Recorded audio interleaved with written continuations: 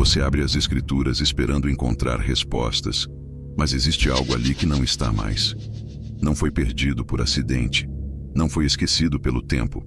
Foi removido do centro da atenção, silenciosamente, sem anúncio, sem aviso, como se nunca tivesse estado ali. E ainda assim, os sinais permanecem, espalhados entre versos, escondidos entre histórias, sobrevivendo em fragmentos que poucos percebem. O texto continua o mesmo, mas a forma como ele é lido mudou completamente. O mais inquietante não é o que foi retirado das páginas, é o que foi retirado da consciência. Porque houve um tempo em que essas palavras provocavam temor real. Não era apenas conhecimento, era peso, era responsabilidade, era a sensação de estar diante de algo que vê, que julga e que responde. Mas agora, tudo parece mais leve, mais distante, mais confortável. E isso não aconteceu por acaso. Alguém aprendeu a suavizar o que deveria ferir, a explicar o que deveria confrontar, a adaptar o que nunca foi feito para se ajustar ao homem. E assim, pouco a pouco, aquilo que expunha o erro passou a ser tratado como metáfora. Aquilo que exigia mudança passou a ser visto como contexto. E aquilo que revelava o perigo passou a ser ignorado. Não foi uma remoção direta, foi uma substituição de percepção. E isso é muito mais perigoso. Porque quando a percepção muda, a reação também muda. O que antes gerava arrependimento, agora gera interpretação. O que antes levava à rendição, agora leva à discussão. E enquanto você analisa, pondera e tenta equilibrar tudo, algo dentro de você permanece intacto, intocado, como se nunca tivesse sido chamado à transformação. E essa é a marca mais clara de que algo foi perdido no caminho.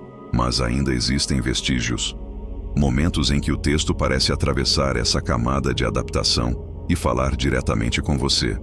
Frases que incomodam sem explicação, trechos que você evita reler, sensações que não encaixam com a ideia confortável que você construiu. Esses são os pontos onde aquilo que foi apagado tenta emergir novamente. Não como teoria, mas como verdade viva. E quando isso acontece, você tem duas opções. A primeira é seguir o fluxo, ignorar o incômodo, ajustar a interpretação, fazer o texto caber na sua realidade. A segunda é parar, permitir que aquilo te confronte, deixar que a palavra recupere o peso que um dia teve, porque o que foi apagado da percepção só volta quando alguém decide enxergar de verdade.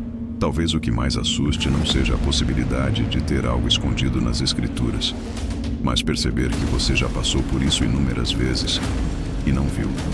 Que aquilo que poderia ter mudado sua forma de viver foi lido, ouvido, talvez até repetido, mas nunca absorvido, não por falta de acesso, mas por falta de impacto. E é aqui que tudo se torna pessoal. Porque não se trata de textos antigos, histórias distantes ou interpretações complexas. Se trata de você, do seu estado, do seu posicionamento diante daquilo que afirma ser verdade. Porque não existe neutralidade quando se trata disso. Ou a palavra confronta, ou ela é neutralizada. E se hoje ela não incomoda mais, talvez seja porque algo foi de fato apagado. Não das páginas, mas da forma como você enxerga. Agora pense com sinceridade. Quando foi a última vez que você leu algo e sentiu que precisava mudar imediatamente?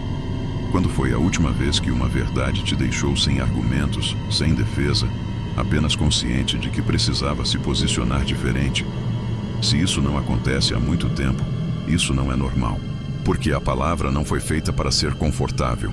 Foi feita para revelar, para expor, para separar aquilo que está alinhado daquilo que precisa ser transformado. E quando esse efeito desaparece, algo está fora do lugar, mas ainda há tempo.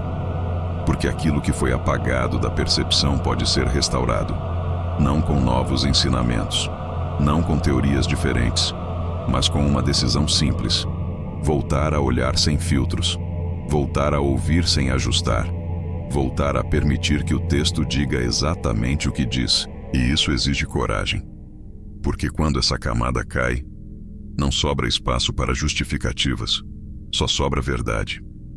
E talvez seja exatamente isso que você estava evitando sem perceber. Se esse momento te fez refletir, não deixe passar como apenas mais um vídeo. Escreva aqui embaixo: eu quero enxergar a verdade como ela realmente é. Não como repetição, mas como decisão, porque tudo começa quando você escolhe não ignorar mais. E agora, eu te pergunto: o que exatamente você tem evitado ver? Porque aquilo que foi apagado pode estar bem diante dos seus olhos.